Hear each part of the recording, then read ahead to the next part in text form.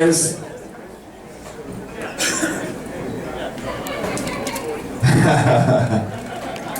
ladies and gentlemen, Robert J. O'Neill.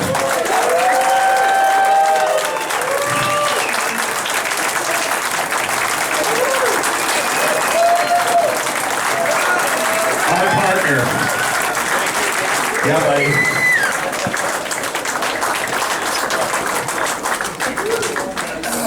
Oh, good Lord. Hey, thanks everyone for showing up. This is a great turnout. Seriously, really appreciate it. Thank you. I don't mean to get in the way of everything. Alan, everything you're doing, awesome. Kendall, thanks to the entire team. McBee, Brian Noblock, everyone who's investing. Welcome aboard the greatest beer company on the planet. Yeah!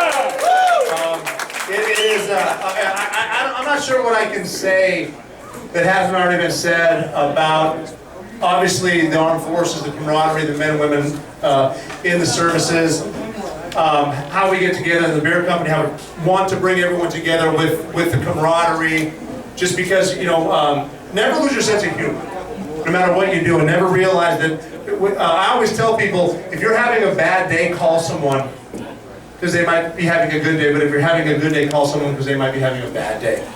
And the important thing to remember is life's pretty short and none of us are getting out of this alive.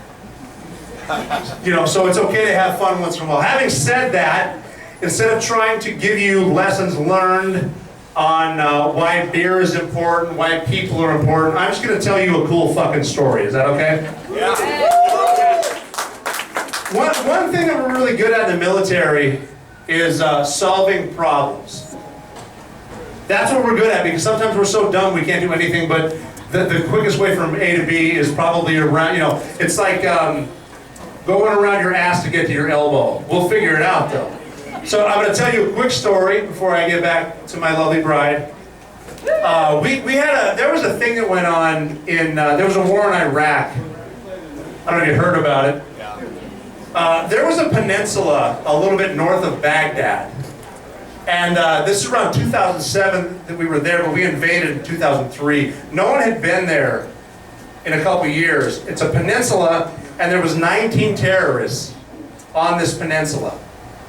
And no one could get to them. And here's why.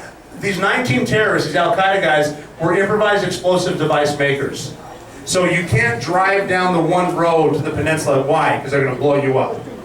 You can't carpet bomb them because it's a small peninsula. Why? Because there are normal people living there just trying to get on with their lives. And you realize that in combat, most people are just trying to get on with their lives. You can't hover and fast rope because they'll shoot you down.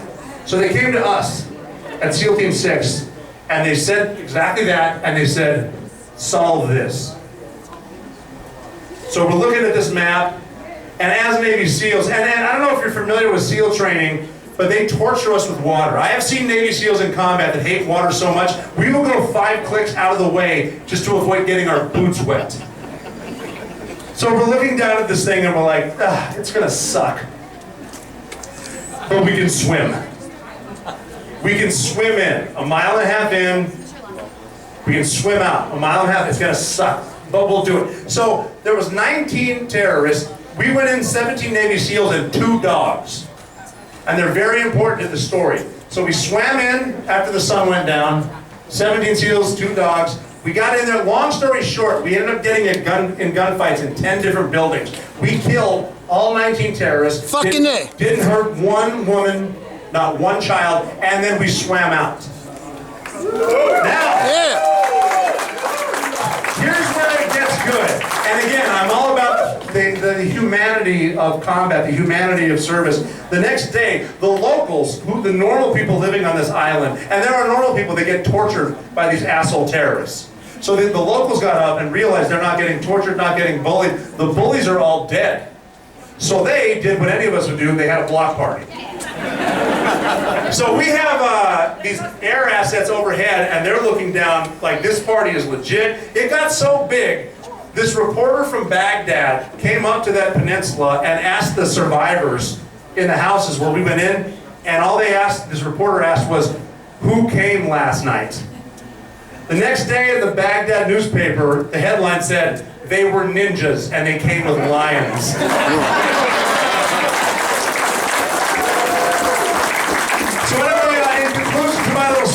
teach here that I guess that there should be a lesson learned. Don't fuck with a Belgian Malinois. And enjoy beer. This one, Robert J. O'Neill.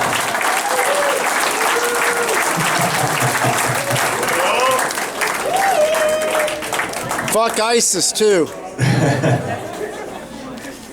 So we were